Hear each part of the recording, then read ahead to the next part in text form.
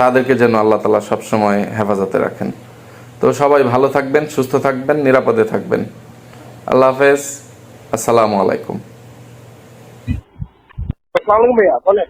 হ্যাঁ, তারপরে কি বললো?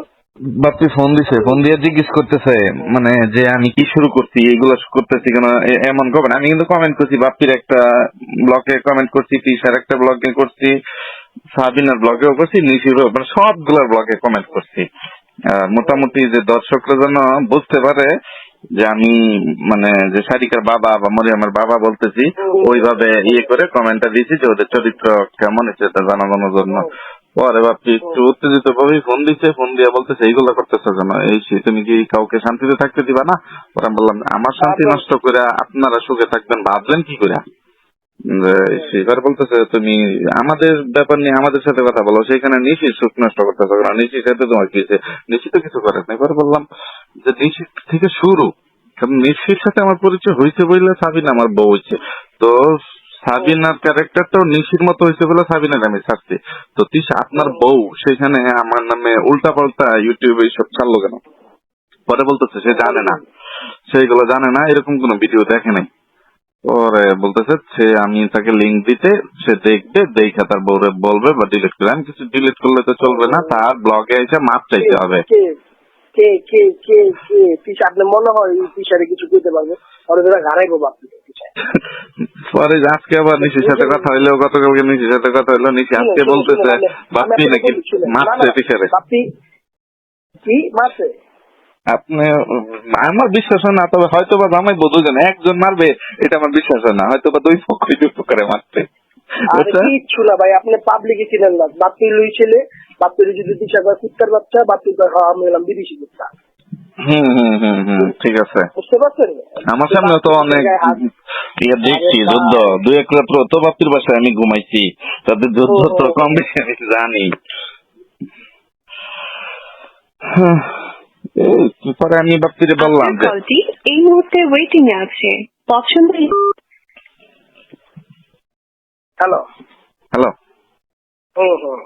তারপরে ইয়ে হইলো, হ্যাঁ আমার এখানে মানে চাপ লেগে গেছিল যে, তারপরে বাপ্পিরে বললাম যে আমার মেয়েকে মানুষ কাজের মেয়ে হিসেবে নিতে চায়, এগুলা তিশা ব্লগে এসে বলে এগুলা কেন নিতে চায়? আমার মেয়েকে মানুষ অসহায় মনে করে যে তার বাপ নাই, তার বাপ একটা অমানুষ, এই সেই তা আমার মেয়ের দায়িত্ব তো আমি সবসময় নিতে চাইছি বা এখনো চাই, সারা জীবন চাইবো। যে তাহলে আপনারা যেহেতু মেয়ের দায়িত্ব পালন করতে পারতেছেন না বা সাবিনা পারতেছেন, আপনারা বলছিলাম সাবিনাকে হেল্প করেন না, সে যখন অসহায় হয়ে কোনো দিশামিশা কুল না পাবে সারিকাকে আমার কাছে এমনি দিয়ে দিবে, তখন সারিকার ভবিষ্যৎ ভালো হবে। তার বাপ এখানে থাকতে, আমি তো অসচ্ছল না, আমি তো সচ্ছল ছেলে, যে আমি তো ফকির বলা না, এভাবে বলছি। যে পরে বলতেছে তোমার মেয়ে সাবিনা কি ইউটিউব চ্যানেল খুলে দেওয়া হয়েছে তোমার মেয়ের জন্য, তোমার এখান থেকে যা আসে সেটা তোমার মেয়ের পিছনে খরচ করে, তুমি কি কিছু দাও? আমি বলছি আমি তো দিতাম, সেটা তো বন্ধ করে দিচ্ছি আপনাদের জন্য, আপনাদের বেশি কথার জন্য, আপনার শ্বশুর বাড়ির মানুষের বেশি মানে গ্রেভিটির জন্য, বেশি ইয়ের জন্য। পরে বলতেছে আচ্ছা ভাই বাদ দাও, তোমার মেয়ের জন্য চ্যানেল চলতেছে, এই সেই এগুলো দেখে পাবলিক দেখে, তারা টাকা পায়। পরে আমি বলছি তার চ্যানেল বন্ধ করতে, সত্য বললে চ্যানেল যত খুশি তত চালাক, তার বিয়ে হইতেছে, বিয়ে হয়ে যাক, যেখানে খুশি সেখানে বিয়ে হোক, আমার কোনো সমস্যা নাই, একটা জায়গায় 10টা হোক, আমার মেয়েকে আমার কাছে দিয়ে দেন, যে তার যদি দেখতে মন চায় আমি প্রয়োজনে আবার তার কাছে দিয়ে আসবো বা আপনার বাসায় দিয়ে আসবো, আপনি সাবিনের দিয়েন বা সাবিন আপনার বাসায় এসে দেখবেন। কিন্তু আমার মেয়েরে এইভাবে অসহায় বানায়া বানায়া মানুষের সামনে করেন না, যে মানুষ তাকে কাজের মেয়ে হিসেবে নিয়ে যেতে চায়, এইগুলো এইভাবে দিশা উপস্থাপন করছে। মানে আমার মেয়েটার একটা পূর্ণ বানায় না, পরে আমি বলছি যে আরেকটা তানজিল বলতেছে তোমার মেয়ে বাবা রাখতে পারে না, এসে আমাকে সে বড় বাবা ডাকে, আমি তাকে কত আদর করি। আদর করেন, বেশ ভালো কথা, সেটা আপনার মহানতা, আপনার উদারতা, কিন্তু আমি তো আরেকটা তানজিলা জন্ম দিতে চাইনি, আপনি আরেকটা তানজিলা বানায় না সারিকাকে, সারিকার বাবা আছে, তানজিলার বাবাকে মাকে সেটা তো কোনো পরিচয় নাই, যে নাই। তো আমার যতটুকু ধারণা এটা তার তিশার আগের ঘরের মেয়ে। পরে বলতেছে মানে একটু উত্তেজিত হয়েছে, কি বলো এই সেই। পরে বলছি আচ্ছা তাহলে বলেন তানজিলার বাবা কে, তানজিলার পরিচয় কি? পরে বলতেছে তানজিলার বাবা আমি, তিশা তার মা। আচ্ছা এটা তো মানুষের মুখে মুখে, অরিজিনাল বাস্তব বলেন। আপনাদেরকে তো আমি তিশাকে চিনার আগে 15 বছর আগে থেকে আপনাকে চিনি, যেহেতু নিশির সাথে আমার একটা সম্পর্ক ছিল, এই পরে একটু হয়ে গেছে। পরে শেষে বলতেছে তানজিলা বানাইতেছ না, তাহলে তুমি তোমার মেয়েকে নিয়ে যাও, যে ইয়ে করে। আমি বলছি দেওয়ার ব্যবস্থা করেন, আপনার শালীরে বিয়ে দেন, ইয়ে করেন, আমার মেয়ে আমার কাছে দিয়ে দেন। পরে বলছে আচ্ছা ঠিক আছে, ব্যবস্থা করতেছি, তুমি এসে নিয়ে যাও।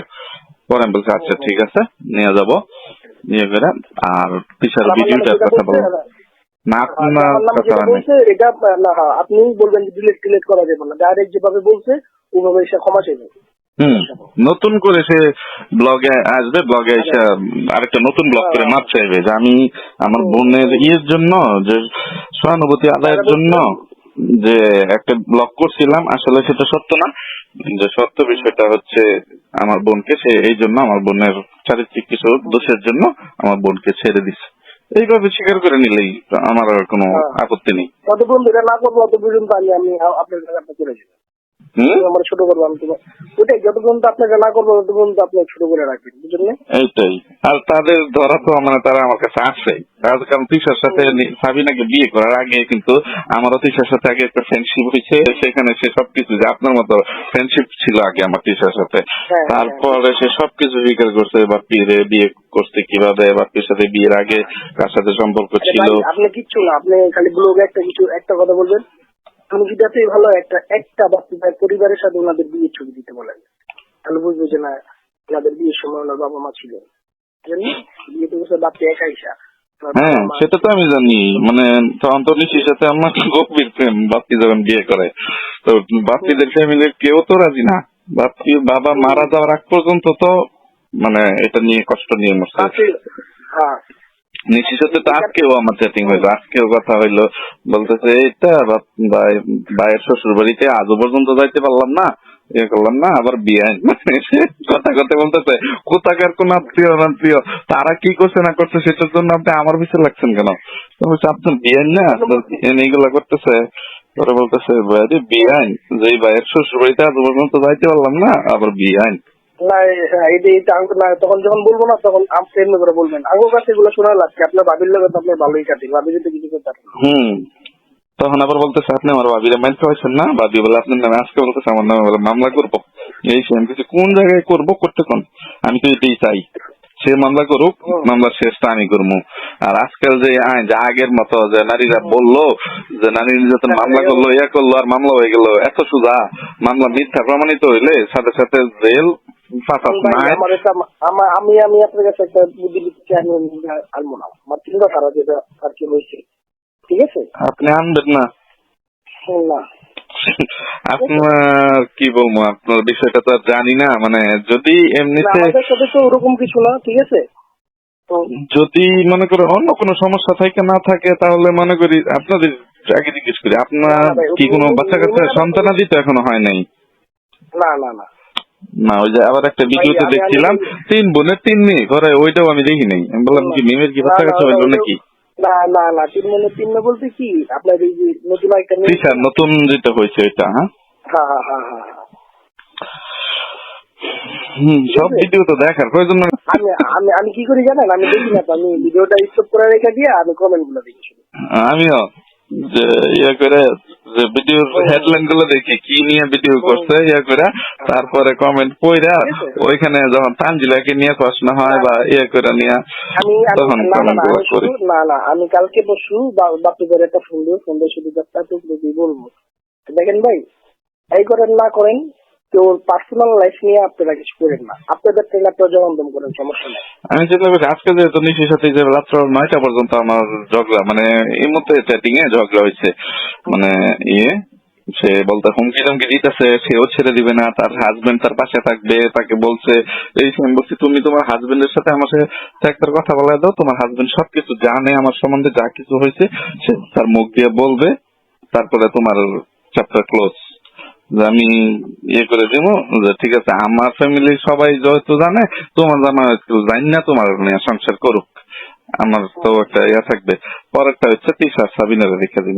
আমারে বলতেছে সাবিনার বিয়ে হইতেছে এই জন্য আপনার বিয়ে হইলে তার মিষ্টি খাওয়াইম, যে সে বাইরে না খায়া একটু ঘরে খাক, চরিত্রটা ভালো করুক, যে এই একটা যে যাতে করে আমার মেয়ে অন্তত পাপ ইয়ে থেকে পাপ কামাই থেকে বাঁচে।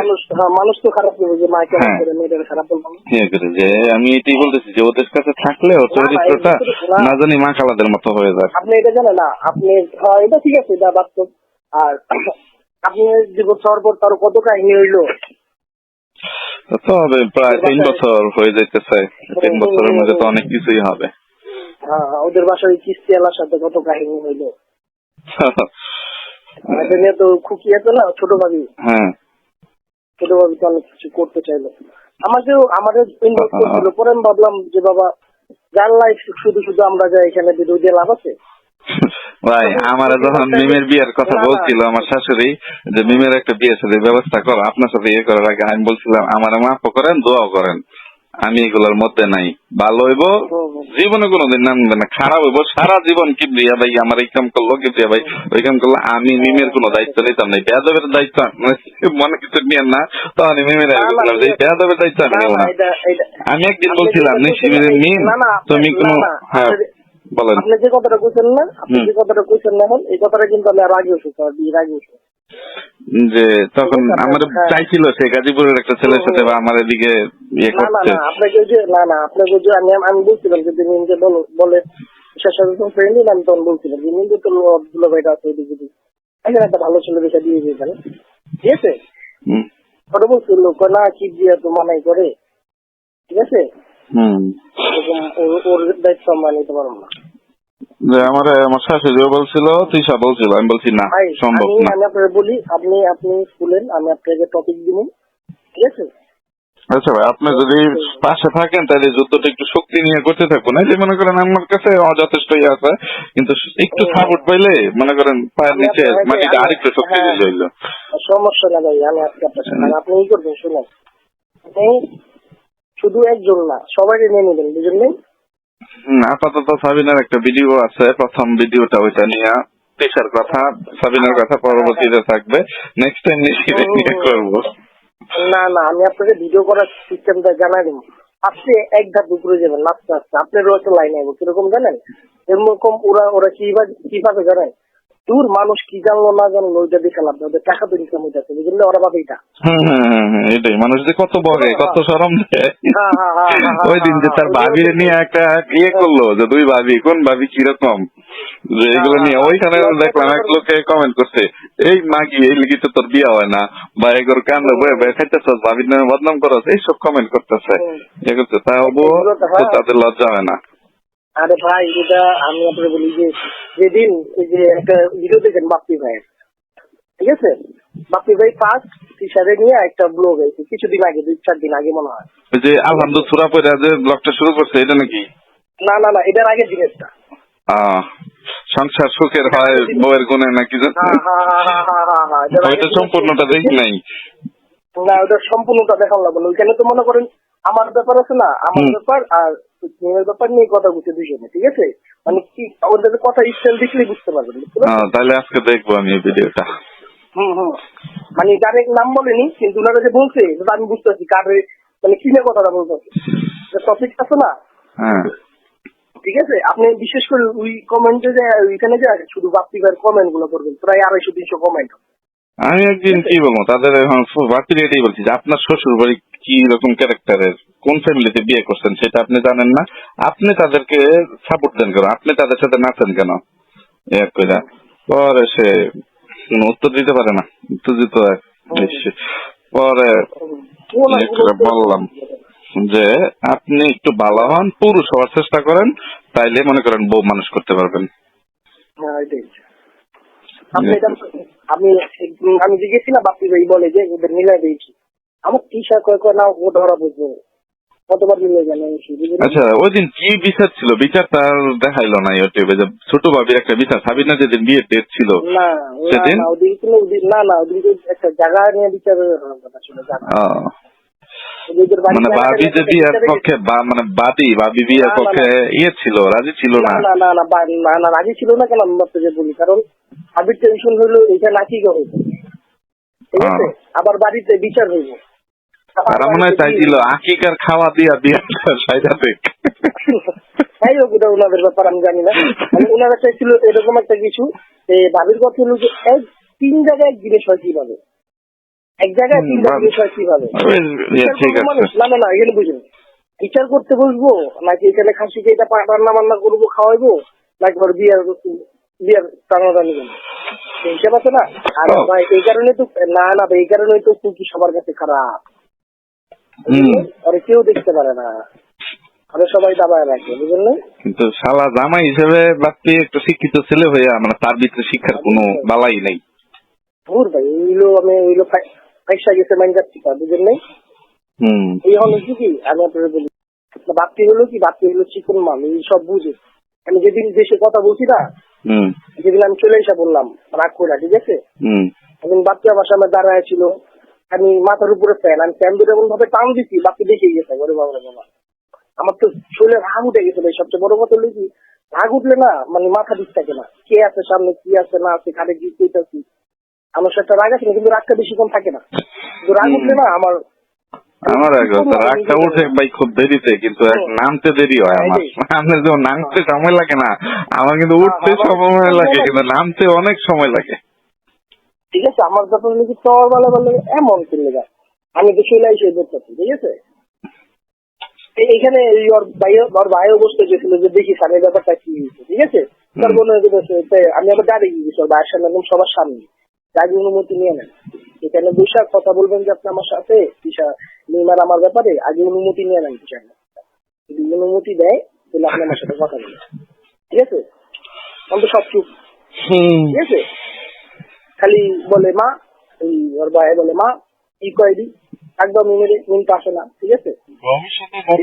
এখনো তো হয় না, ভবিষ্যতে বাপ্পির অনেক বাচ্চা, আর বাপ্পি হয়ে যায়, শক্ত হয়ে যায়, ঈশার তো অবস্থা নাস্তা না বোধ হয়ে যাবো।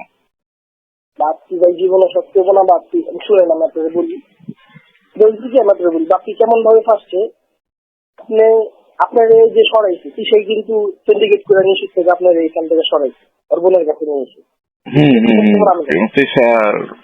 নিজেই তার বোনের নাম্বার দিছে, এবং আমি তার বোনকে ফোন দেই না, ইয়ে করি না, সেই তার বোন যদি আমার ফোন করাইছে। আমি তো সবই জানি, ঠিক আছে। এখানে এই ব্যাপারগুলো হয়েছে, তো বাপ্পি হলো একদিক দিয়ে ধরা যে তুই আমার বোনের জীবনটা, মানে ওর কাছে মনে হতে পারে যে না তুই আমার বোনের জীবনটা সঠিক পথে নিয়েছে, ঠিক না? তাহলে শিবলি অনেক কিছু করতো, ঠিক না? না, বাপ্পি তো নিজেই চাইছে, মানে বলছে যে তার বোনের যদি আমি বিয়ে করি, সে নিজেই আমার হাতে তুলে দিবে, কিন্তু আমি করি। আচ্ছা না, ওইটা না, যাই হোক, মানে যাই হোক, মানে কিছু কিছু চিত্ত রাখছে আর কি, মানে আর বাপ্পি এমন সাবিনারে বিয়ে করাটা একটু শান্তশিষ্ট হিসেবে বয়ে দিচ্ছি, কিছু করি নাই, ইয়ে করি নাই, এইসব চিন্তা করে হয়তো তিশারে মনে করতে তিশা অনেক ফেভার করছে আমারে। আমার ফ্যামিলির জন্য অনেক কিছু করছে, তারপর মনে করেন দেখা যাবো যে হচ্ছে, তারপর অনেক কাহিনী, বিয়ের পর তোর বাবা ওর বাসার থেকে বাইরে করে দিচ্ছিল ওর বোনে, ঠিক না? মানে অনেকদিন পর্যন্ত মানে বাপ্পির বাড়িতে যাইতে দেয় নাই, বাপ্পির একটা খরচ দেয় নাই, বাপ্পির সাথে কথাও কয় নাই।